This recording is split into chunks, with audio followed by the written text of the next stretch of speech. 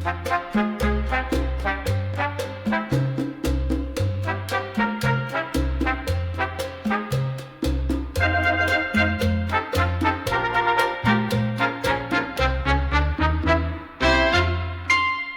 านไม่ต้องใหญ่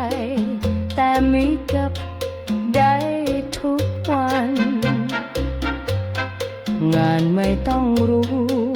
แต่ทำแล้วภูมิใจคนไม่ต้องเยอะแต่ทุกคนล้วนจริงใจชีวิตไม่ต้องเหมือนคนอื่นแต่มีความสุข